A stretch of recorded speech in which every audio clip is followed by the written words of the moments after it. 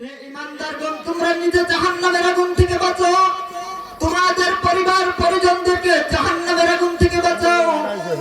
আর এই জাহান্নামের আগুন থেকে বাঁচার জন্য আমাদেরকে কি করতে হবে? ওয়া আলা আলিহি ওয়া আসহাবিহি আজমাইন। আম্মা বা'দু ফাআউযু বিল্লাহি মিনাশ শাইতানির রাজীম। বিসমিল্লাহির রহমানির রহিম। ইয়া আইয়ুহাল্লাযীনা আমানু কু আনফুসাকুম ওয়া আহলিকুম নারা। ওয়া ক্বালা রাসূলুল্লাহি সাল্লাল্লাহু আলাইহি ওয়াসাল্লাম, মান আহাব্বা সুন্নতি ফাকাদ আহাব্বানি ওয়া মান আহাব্বানি কানা মাই ফিল জান্নাহ। ওয়া ক্বালা রাসূলুল্লাহি সাল্লাল্লাহু আলাইহি ওয়াসাল্লাম,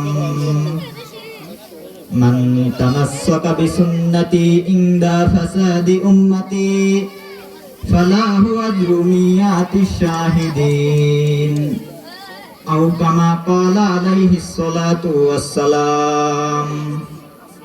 আলহামদুলিল্লাহ, মাঝপাড়া ও মুকসুদপুর ব্যাপারীপাড়া জামে মসজিদের উদ্যোগে আয়োজিত বাৎসরিক মাহফিলের সম্মানিত সভাপতি, প্রধান অতিথি, বিশেষ অতিথিবৃন্দ, আজকের মাহফিলের প্রধান বক্তা, আরো দূর দূরান্ত থেকে আগত হযরত উলামায়ে কেরাম, আল্লাহ পাকের কাছে লাখো কোটি শুকরিয়া জানাই যে মহান রব্বুল আলামিন আমাদেরকে এই ফিতনা ফাসাদের জামানায় আমাদেরকে এরকম একটা জান্নাতের বাগানে এসে বসে কিছু কথা বলবার এবং শুনবার যে তৌফিক মালিক দিয়েছেন, এজন্য মালিকের দরবারে কালিমাতুশ শুকর আদায় করছি, আলহামদুলিল্লাহ। তো মুহতারাম দোস্ত বুজুর্গ, সময় সংক্ষিপ্ত, অল্প সময়ের মধ্যে এমন কিছু কথা, যেই কথা আমাকে এবং যারা শ্রবণ করবেন তাদেরকে আল্লাহ তাআলা আমলের নিয়তে শোনা এবং বুঝে আমল করার তৌফিক দান করুন, আমিন। আল্লাহ পাক রব্বুল আলামিন পবিত্র কালামুল্লাহ শরীফের মধ্যে বলেছেন, ইয়া আইয়ুহাল্লাযীনা আমানু কু আনফুসাকুম ওয়া আহলিকুম নারা। রব্বুল আলামিন ডাক দিয়ে বলতেছেন, হে ঈমানদারগণ, তোমরা নিজের জাহান্নামের আগুন থেকে বাঁচাও, তোমাদের পরিবার পরিজনদেরকে জাহান্নামের আগুন থেকে বাঁচাও। কারণ জাহান্নামের আগুন এতটা ভয়াবহ আগুন, যে আগুন সহ্য করার মতো দুনিয়ার কোনো মানুষের নেই, দুনিয়ার কোন জীবজন্তুর, দুনিয়ার কোন মানুষের, দুনিয়ার কোন পশু পাখির সহ্য করার মতো জাহান্নামের আগুন সহ্য করার মতো কারো সাধ্য নেই। এজন্য আল্লাহ রাব্বুল আলামিন ডাক দিয়ে বলে দিলেন, ইয়া আইয়ুহাল্লাযীনা আমানু কু আনফুসাকুম ওয়া আহলিকুম নারা। হে ঈমানদারগণ, তোমরা নিজে জাহান্নামের আগুন থেকে বাঁচো, তোমাদের পরিবার পরিজনদেরকে জাহান্নামের আগুন থেকে বাঁচাও। আর এই জাহান্নামের আগুন থেকে বাঁচার জন্য আমাদেরকে কি করতে হবে? জাহান্নামের আগুন থেকে বাঁচার জন্য আমাদেরকে আল্লাহর দেওয়া হুকুম, আল্লাহর নবীর চলা হুকুম মতো চলতে হবে। আল্লাহর দেওয়া হুকুম কি? আল্লাহ তাআলা কালামে পাকের মধ্যে বলেছেন, ওয়া আকিমুস সালাত ওয়া আতুজ যাকাত। তোমরা নামাজ কায়েম করো, যাকাত দাও। আমাদেরকে নামাজ কায়েম করতে হবে, যাকাত দিতে হবে। আর যদি আমরা নামাজ কায়েম না করি, যাকাত না দেই, আল্লাহ তাআলার বিধি বিধান ইবাদত অনুযায়ী না চলি, তাহলে আমাদের জাহান্নাম অবধারিত, জাহান্নামের আগুন অবধারিত। এজন্য জাহান্নামের আগুন থেকে বাঁচার জন্য আল্লাহ তাআলা আমাদেরকে বলেছেন, আর এই জাহান্নামের আগুন থেকে বাঁচার জন্য আমাদেরকে কি করতে হবে? আল্লাহর ইবাদত করতে হবে। আল্লাহর ইবাদত শুধু নামাজ পড়লাম, 5 ওয়াক্ত নামাজ মসজিদে পড়লাম, এতেই শেষ নয়। আল্লাহ রাসূল সাল্লাল্লাহু আলাইহি ওয়াসাল্লাম হাদিসের মধ্যে বলেছেন, মান তামাসসাকা বিসুন্নতি ইনদা ফাসাদি উম্মতি ফালাহু আজরু মিয়াতি শাহিদিন। রব্বুল আলামিন বলেন, এই ফিতনা ফাসাদের জামানায় আল্লাহ রাসূল সাল্লাল্লাহু আলাইহি ওয়াসাল্লাম হাদিসের মধ্যে বলেন, ফিতনা ফাসাদের জামানায় যে ব্যক্তি আমার একটা সুন্নতকে আঁকড়ে ধরলো সে যেন 100 শহীদের সমান সওয়াব পেয়ে গেল। এই সুন্নত আমাদেরকে আঁকড়ে ধরতে হবে। আজকে সমাজের দিকে তাকালে দেখা যায় আল্লাহ রাসূলের সুন্নতের মধ্যে সুন্নতের ঘাটতি আমাদের মধ্যে রয়ে গেছে। আমরা সুন্নতকে মানতে চাই না, আল্লাহ রাসূলের সুন্নত পালন করি না।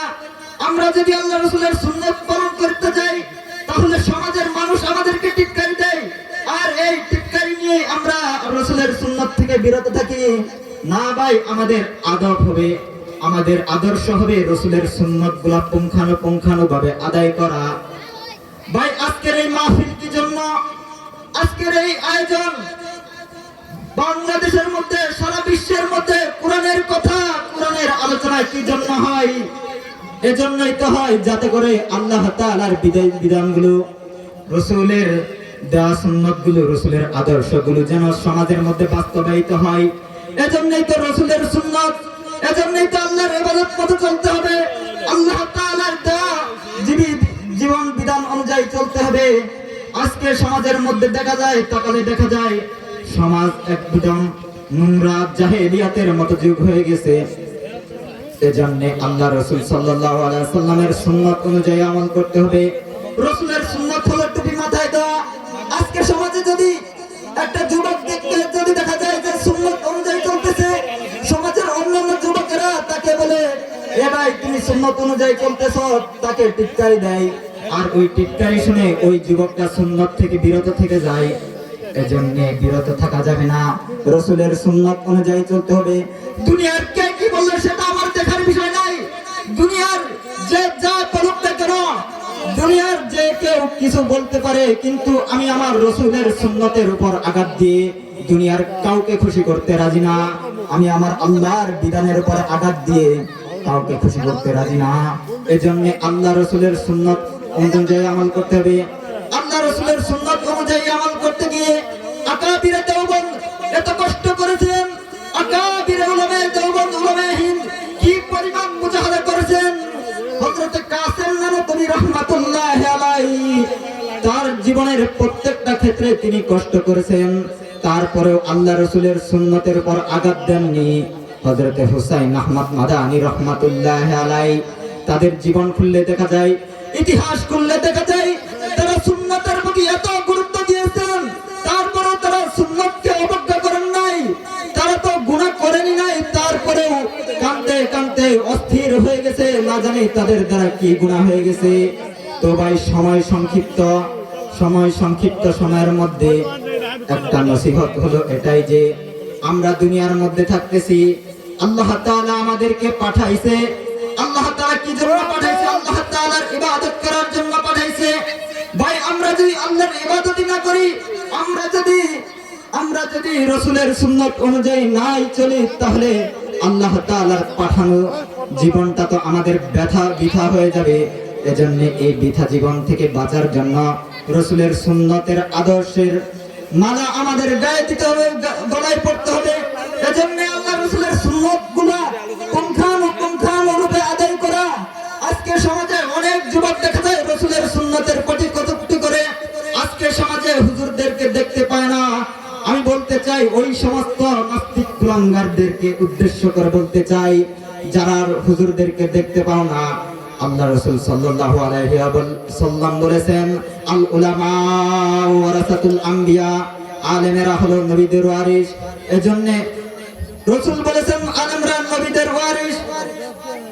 ভাই, সংক্ষিপ্ত সময় যেটুকু আলোচনা করলাম, আল্লাহ তাআলা আমাদেরকে রাসূলের সুন্নাত অনুযায়ী চলে আল্লাহ তাআলার ইবাদত অনুযায়ী আল্লাহ তাআলার ইবাদত করে আমাদেরকে দুনিয়া থেকে বিদায় নেওয়ার তৌফিক দান করুন। আমা তাওফিকি ইল্লা বিল্লাহ। আসসালামু আলাইকুম ওয়া রাহমাতুল্লাহি ওয়া বারাকাতুহু।